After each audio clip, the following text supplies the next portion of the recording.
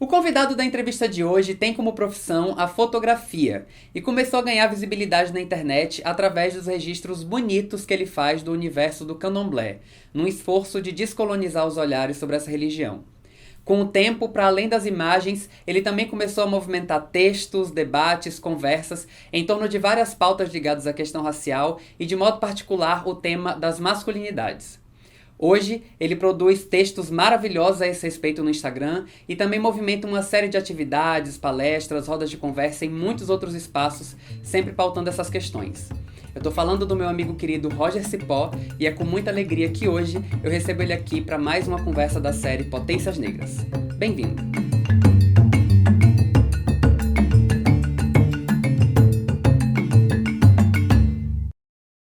Querido, que prazer ter você aqui no canal. Eu que agradeço. A gente tá cara. um tempo falando já de fazer alguma coisa junto, de estabelecer essas conversas aí. Rolou super, gente. Esse feat aqui, rolou super. Feliz de ter aqui, especialmente nesse projeto, que tá bem bacana. E eu queria começar essa conversa da mesma maneira que tenho começado com todos os convidados, pedindo pra você se apresentar, falar um pouquinho de você. Cara, vou me apresentar, né?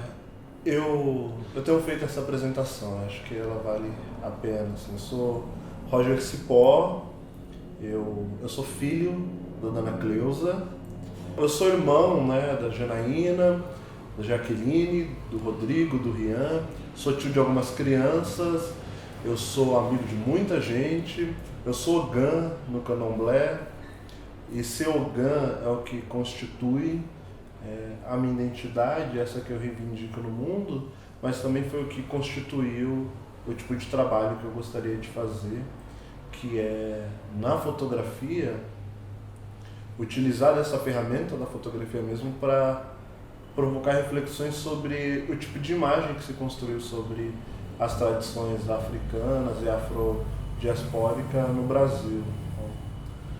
Isso é um pouco. E de vez em quando eu escrevo no Instagram, De vez em quando. eu falo umas coisas em umas redes sociais, e de vez em quando eu me provoco a influenciar algumas coisas, e é isso, gente. De vez em quando, né? De vez em quando, todo dia, na verdade é isso. Porque assim, eu conheci o seu trabalho como fotógrafo por causa dos seus textos e das discussões, das reflexões que você faz no Instagram. Eu cheguei primeiro por aí, primeiro por esse lugar. E já comentei isso contigo, né, em outro momento, que eu acho que você tem feito um trabalho bem bacana, bem potente. E aí eu queria entender como foi que você chegou nessa vontade aí de dizer algumas coisas para além do que você já fazia na fotografia. Então, porque primeiro eu era um influenciador da macumba, eu digo isso, e é verdade, assim, porque eu comecei na internet publicando a minha fotografia, isso há quase 10 anos. Publicando a minha fotografia porque, como eu estava no terreiro de Candomblé e eu estava estudando fotografia naquele tempo, era uma forma de eu experimentar o que eu estava aprendendo na escola. Só que começou a rolar um movimento de que as pessoas, sobretudo de Candomblé, quando eu publicava, elas se viam. E eu fui começando a sacar, estudando construção de imagem, que aquela forma era uma forma de que as pessoas construíssem ou afirmassem a sua identidade enquanto religiosos de matriz africana, mas também ajudava a construir a autoestima dessas pessoas. Então eu comecei a publicar dessas minhas experiências nos terreiros de Candomblé, vivendo também o terreiro, então não é um fotógrafo que vem de fora, sabe, está aqui investigando esse universo, é alguém que está nesse universo e usa essas ferramentas para apresentar. Essa era a minha primeira experiência de blogueiro, por exemplo. Então eu fui blogueiro, eu fui de fato blogueiro de verdade, porque com o meu blog Olhar de um Cipó, é o primeiro blog, por exemplo, do gênero de fotografia de terreiro que tem 1 milhão de visualizações no blog, né? Isso eu fiz, falando de 6 anos atrás. E aí comecei a publicar esse material no Instagram também. Nos últimos 2 anos, muito provocado pelas pessoas próximas e por quem já lia esse conteúdo de Candomblé e tal, eu comecei a me organizar para falar sobre outras questões nas redes sociais. Então, tipo, o meu perfil, eu tenho 2 perfis, na verdade, um é Olhar de um Cipó, onde eu publico a fotografia, e o perfil Roger Cipó era ali onde eu estava tirando onda da minha vida. Mas aí começou a gerar uma demanda As pessoas, porque tô conversando nos vários espaços que eu tô pensando em masculinidade, pensando em um monte de coisa, as pessoas, pô, tinha que falar sobre isso em algum lugar, tinha que falar mais. Pô, acho que você tem que ser blogueirinho, acho que você tem que ser influencer. Pô, gente, eu não tenho paciência para ser esse blogueirinho que vocês querem. Mas acho massa quem tem. E aí até que a Ana Paula Chongani falou, amigo, tá precisando de um homem hétero como você. Gente, eu sou hétero, pra quem não sabe. Infelizmente, né? Nem todo mundo é perfeito. Ninguém é perfeito, a gente falou isso já. Ela falou, amigo, você precisa ir, cara, vai pro YouTube, vamos fazer. Eu falei, mano, vamos fazer, rolou. Eu comecei a experimentar no YouTube, gravando uns vídeos. E aí eu fui sacando se era o que eu gostava de fazer. Não gostei, e aí eu parti pro Instagram e comecei a escrever. Né? Eu tenho uma formação na fotografia, mas eu trabalhei muitos anos com comunicação, fazendo assessoria de comunicação, então a ferramenta textual, o texto, eu de uma certa forma eu desenrolo. Então eu comecei a escrever as coisas que eu queria gravar. E rolou super, assim, então tipo, a galera tem super gostado. E aí eu também fiquei pensando que tipo de influência que eu queria ser, né? Acho que eu quero colaborar, tenho alguns anos de vida numa militância, na militância de movimento social, mas numa militância de produção de senso crítico, posso dizer assim, né? Como educador, né? Como orientador pedagógico de vários processos, então eu queria usar essas coisas para estar na internet, inclusive disputando esse lugar, disputando essa possibilidade de reflexão, que acho que a gente precisa fazer. Eu gosto muito da maneira como você escreve, das coisas que você publica, da maneira como você utiliza o espaço da rede e particularmente das reflexões que você levanta, porque eu acho que elas são bastante pontuais e lúcidas, assim, tem uma lucidez boa nas coisas que você diz e que aponta para um projeto civilizatório, que é uma coisa que eu tenho falado sempre. A gente estava num bate-papo aqui nesse mesmo lugar ontem. Nesse mesmo canal. E eu estava comentando disso. E eu queria entender, assim, como que é o teu processo de escrita mesmo, como que você escolhe as coisas que você vai escrever, como que é esse processo de escrever, de fazer essa produção circular mesmo. Eu tenho pensado mesmo, assim, que a gente precisa disputar a sociedade. E aí disputar a sociedade em todas as plataformas possíveis, assim. Então, tipo, disputar esses valores, né, a partir de valores civilizatórios que falam sobre a gente, ou pelo menos são muito mais próximos, ou podem ser, é uma forma, porque isso também desloca dessa construção cis-normativa branca, como está dada, não racializada, ou só racializada para nós, pessoas pretas. Uhum. Né? Então, tipo, isso me provoca. O que eu leio me provoca, e eu leio muito, então é uma forma de, inclusive, de ver como que eu estou absorvendo as coisas que eu leio. Eu falo em muitos lugares, porque eu palestro, eu faço processos formativos, eu converso com muitas pessoas. Então tudo isso é experiência, a forma com que eu transito na cidade, a forma com que eu me relaciono com as pessoas, tudo isso me provoca a escrever. E tem uma outra coisa também que me chama muito para escrever nesse lugar, dessa forma, é que eu leio muita produção acadêmica, embora eu não seja um acadêmico, embora eu não esteja na academia, só que eu quero deschavar, né? Eu falo que é isso, tipo, a gente precisa deschavar tudo que está ali na academia, que são coisas muito importantes, inclusive escritas por pessoas pretas, mas que não chega para uma galera aí. E eu nem tô falando, tipo, a galera vai dizer, a sua militância chega na favela, gente, eu moro na favela até hoje. Então, tipo, a minha militância sai da favela. Isso é um dado importante para as pessoas. Sim. E a minha principal referência, assim, o meu lugar no mundo é o terreiro de Candomblé, então eu falo a partir disso, pensando, eu tenho um lugar que é ser organo, né?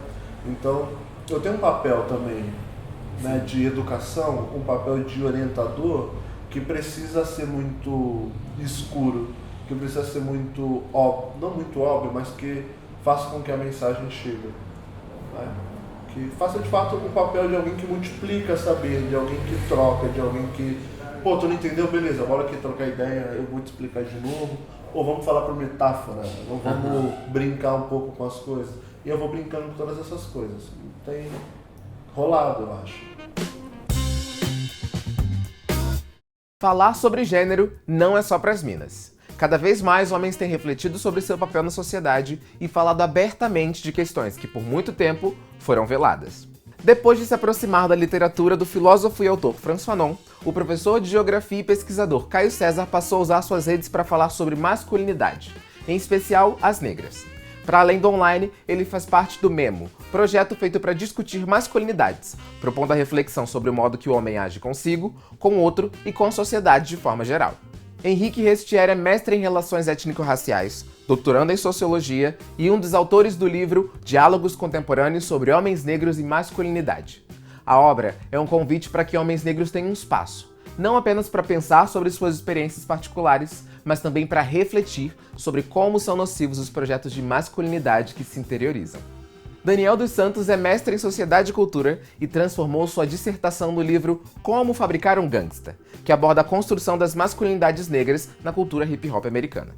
Na obra, ele analisa como a autorrepresentação dos rappers Jay-Z e 50 Cent em seus vídeos são uma estratégia política de subversão ao sistema que sempre oprimiu homens negros.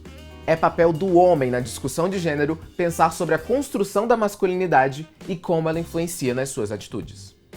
Eu sou o Sam Santos e esse foi o Ampliando as Redes de hoje. A gente se vê amanhã. Você tem disputado bastante o tema das masculinidades. Eu suspeito qual seja a resposta, mas eu vou perguntar porque eu quero que você fale disso.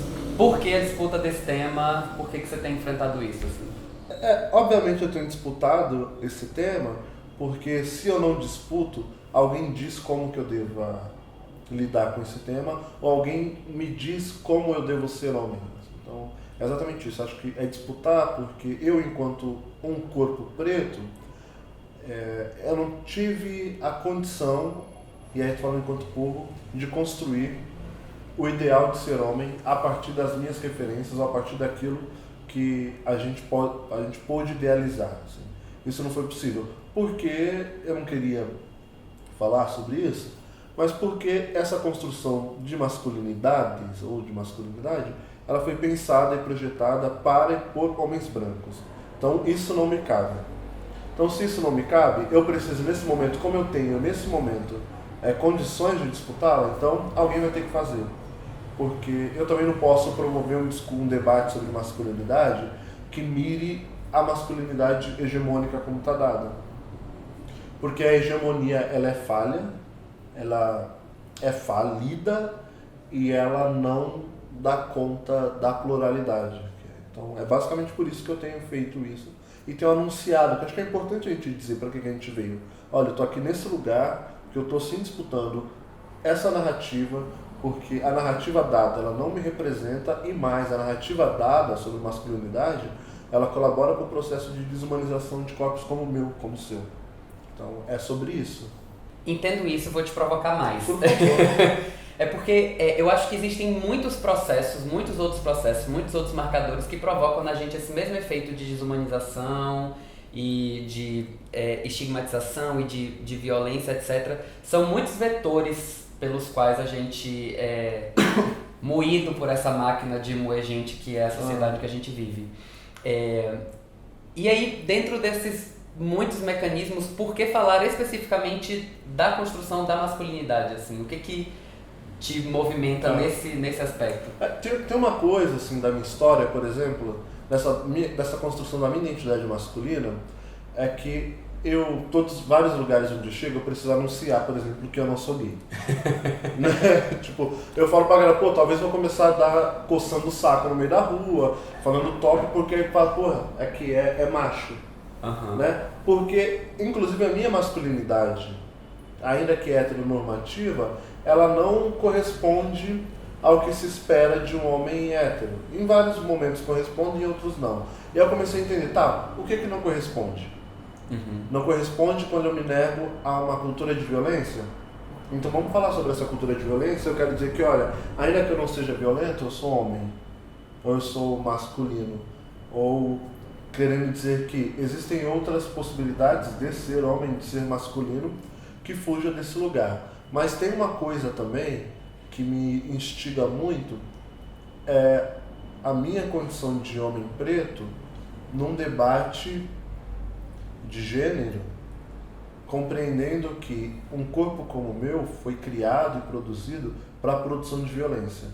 E aí talvez não, mas para mim, ou eu quero alertar os homens como eu, que quando a gente tem consciência dessa dinâmica toda, o do nosso lugar nesse debate, a gente está inclusive enfrentando o racismo. Eu gosto de pensar que quando nós, nos homens pretos, se opõem ao machismo, ou se opõem a toda uma cultura de violência que desumaniza as mulheres pretas, por exemplo, e aí não só as mulheres com quem eu me relaciono, mas minha mãe, minhas irmãs, as filhas que eu terei daqui a pouco, isso é uma das nossas expressões de enfrentar o racismo, de enfrentar essa violência, porque é parte desse projeto também que desumaniza essas mulheres. Tudo isso me mobiliza a discutir masculinidade, assim, que eu acho que não porque está no hype, porque eu tenho dito que o hype nos mata, e não é masculinidade negra que está no hype, é masculinidade, o projeto desses homens brancos, que agora precisam se mobilizar para fazer manutenção do status quo, porque a minha grande crítica é isso, assim, são os homens que estão discutindo, agora eles podem discutir se choram ou não, mas porque os homens brancos não estão discutindo o impacto da construção da masculinidade, desse ser masculino, na cultura de violência contra as mulheres. Assim, isso é inconcebível que a gente faça isso, e é inconcebível que nós, homens pretos, caminhemos por esse lugar. E nessas conversas, nessas discussões todas aí, que efeito você tem tentado provocar, que marca que você quer deixar com essas conversas, com essas imagens, com isso tudo? Cara, eu de verdade, assim, eu tenho um compromisso, né? Nesse lugar, assim, que é um compromisso de fazer a minha parte para humanizar as relações entre pessoas pretas. Acho que é evidente que nós fomos brutalmente desumanizados no processo de escravização e que só a consciência preta ela vai fazer com que a gente se olhe como gente, que a gente vai considerar as nossas contradições, né? Tipo, pensa, né? Você está num mundo que é o mundo que eu estou também, que é esse rolê da internet. E é um lugar que a gente não tem direito à contradição. Sobretudo sendo um corpo de homem preto. Assim. Nós fomos brutalmente desumanizados. Nós fomos colocados nesse lugar de quem não é que a gente não pode errar. É que o nosso erro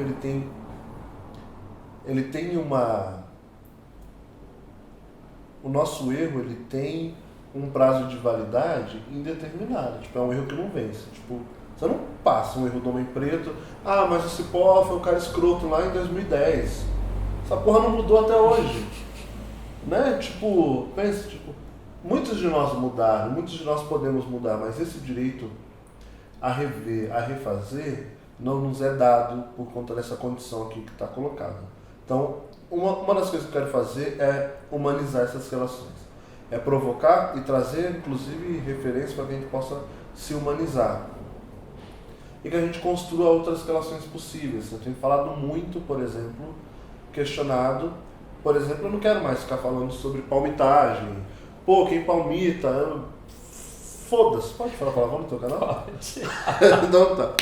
Eu não quero falar sobre isso, gente. Eu quero perguntar por que as pessoas pretas não estão se relacionando entre si. Assim. Aonde que tá a parada? Ah, mas porque homem preto é difícil pra caramba, mulher preta é difícil pra caramba. Gente, claro que essa galera passou 400 anos da história numa condição de escravização. Essa galera, e a epigenética vai falar que essa galera traz no DNA um monte de trauma herdado de um período de opressão, assim. Obviamente que essa galera que foi construída numa perspectiva para se odiar, não vai se amar facilmente, cara. Quem se ama, por isso que é um ato político.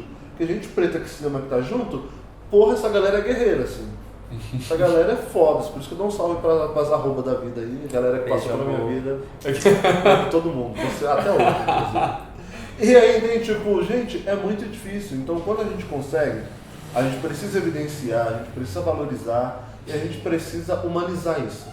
Porque também não dá pra que a gente espere que as relações pretas sejam perfeitas. Claro.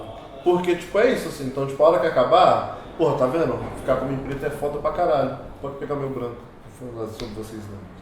Mas entende essas coisas, assim? Tipo, eu quero que a gente faça isso. Porque a gente só vai conseguir dar conta de uma estrutura racial que nos pode quando a gente conseguir humanizar essas relações aqui. Assim. Então, é o que eu tô tentando fazer. Isso aí. É isso, cara. Querido, muito bom. Já acabamos, pô? Já acabamos. muito 1 hora de bom. edição, né? Muito obrigado Ah, mesmo. eu que agradeço. E muito obrigado mais do que por esse papo, mas pelo trabalho importante e potente que você tem feito. Eu gosto muito de te nosso acompanhar. trabalho, cara. Acho que E é isso, a gente tem feito conexões importantes, trocado muito, somado muito as forças e eu digo sempre que eu tenho noção de que eu tô num bom caminho quando eu olho ao redor e vejo as pessoas sensacionais que estão é isso, no né? caminho que eu tô também, assim. É muito bom olhar pro lado e ver você ali na minha trincheira eu agradeço. e me A dá gente tá firmeza. junto, porque é isso, vou ter que alongar, gente, desculpa. Mas isso é sobre o nível de consciência e de coerência daquilo que a gente pensa como projeto de sociedade, assim, né? É isso, porra, a gente olhar para um lado e tá vendo uma galera, vou falar racista pra não falar branco, tá? Mas tá vendo uma galera racista, homofóbica, transfóbica. Tem algo que não tá muito legal, que não tá muito certo. Quando a gente começar a criar, né? Eu não tô falando que a gente não vai conversar com as pessoas que pensam diferente. Não é sobre opinião, tá? É sobre perspectiva de vida mesmo. Então, quando a gente vê que a gente tá numa perspectiva mais alinhada, eu tô aqui conversando com os meus estão aí conversando com outras pessoas, acho que é ancestral dizendo, olha, é isso mesmo, bora por aqui. Aquilombar é isso, né? Sim. E acho que é desse aquilombamento que a gente precisa tratar, assim, porque quando eu olhar pro lado e ver gente minha, eu vou ser sagaz, tá? Desculpa, mas quando eu olhar pro lado e eu ver gente minha palmitando, eu ver gente minha, né, devolvendo dinheiro, né, uma perspectiva aí, black money é massa, mas a black money não é sobre ganhar algum dinheiro e consumir em lugares brancos, e consumir um mundo branco, que é esse mundo que nos mata, não é sobre isso. Mas quando eu ver essas coisas acontecendo, eu vou ficar chamando a atenção e falar, olha, massa, mas vamos conversar de novo, porque tem alguma coisa aí talvez que a gente se perdeu. E acho que é isso que a gente precisa fazer, é se alertar. E é isso, gente, acho que agora eu parei. Valeu, Obrigado, querido. muito obrigado. Muito obrigado. Muito bom. Muito bom de verdade ter você aqui nesse projeto. Ó, eu que agradeço. Obrigado.